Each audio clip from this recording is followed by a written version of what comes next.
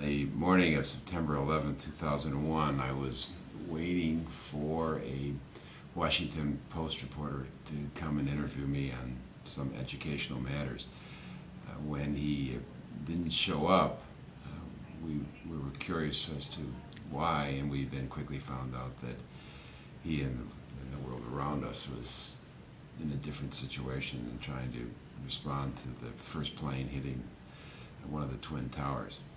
That began days, I guess weeks, and maybe months of trying to deal with the tragedy personally, but equivalently from an institution point of view.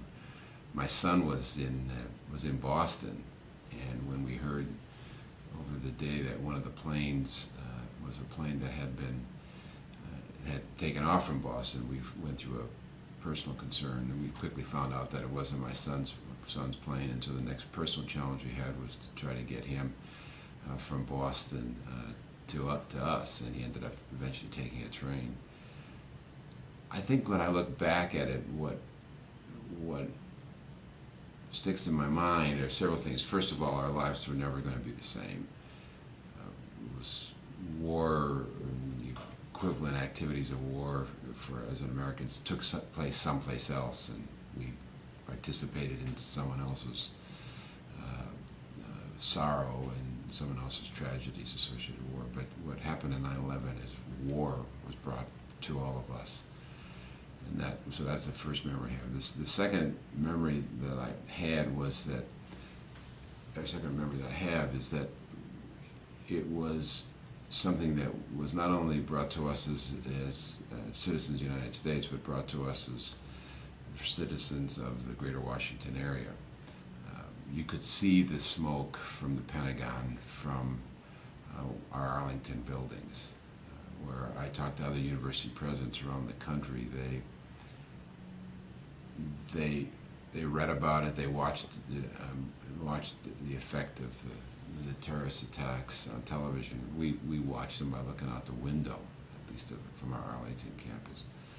The third thing that happened to me personally is soon thereafter, and I can't remember if it was weeks or a month or two, I was asked to be a board member of the Survivors Fund for the Pentagon tragedy. So from soon after the incidents of 9/11, I joined a group of 8 or 9 who had the task of distributing some, I believe, $30 million that had been given to help the families of the people who were killed in the Pentagon or on the plane that hit the Pentagon. And also to help people who were injured in a variety of ways, physically, mentally, etc., as a result of the challenge. For the next 5, maybe 6 years, on a regular basis, I met with, I was as a member of the board of the Survivors Fund, and so I've had the, I guess, fortunate or unfortunate opportunity to be emotionally involved and fiscally involved in the fiscal issues associated with helping people and families that had been affected by it. So the Pentagon part of the terrorist attack was something that I had to deal with professionally for some 6 years. What I remembered every time I'd go to a meeting of the Survivors Fund, I found that along with the other members, we had the responsibility of helping people who were immediately affected by this. The one memory I have of that is that you had people who were doing their jobs on the day. They were visiting the Pentagon, or they were working in the Pentagon. And one moment they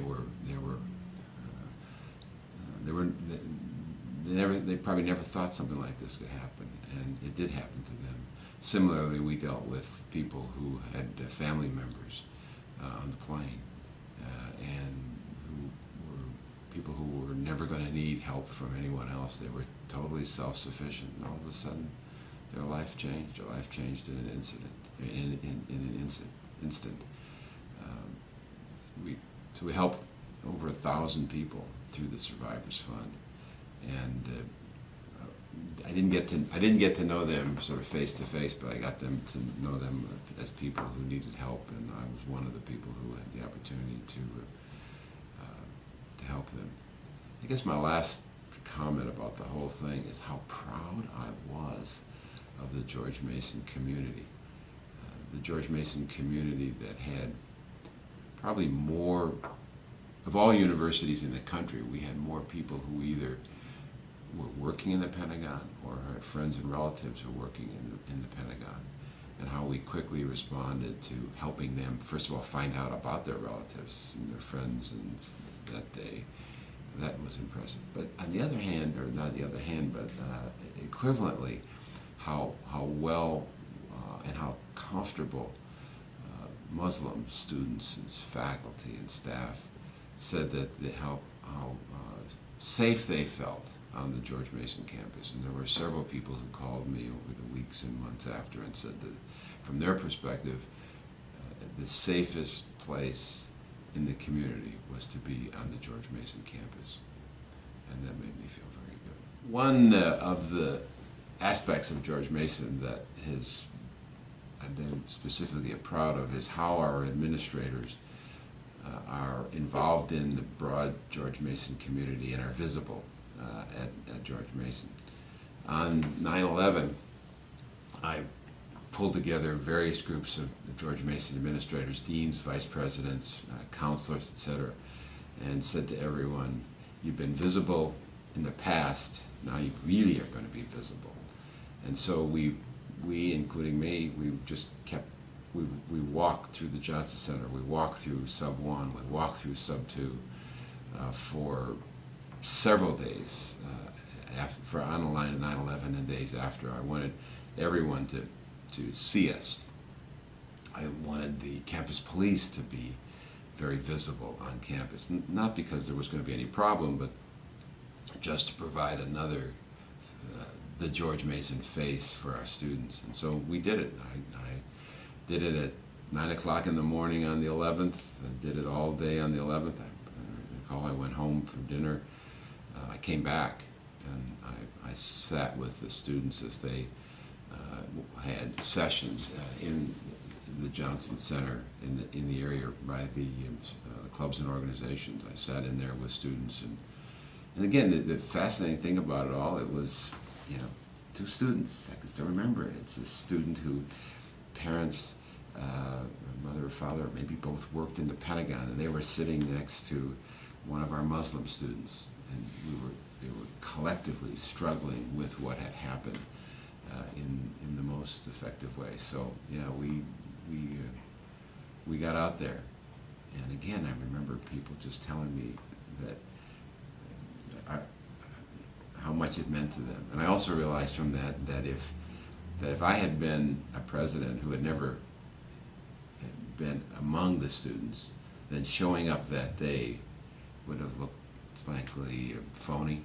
But the fact that I think I and others of the administration were known by the students, and so on that day when we showed up, it wasn't abnormal, it was normal. It made a difference.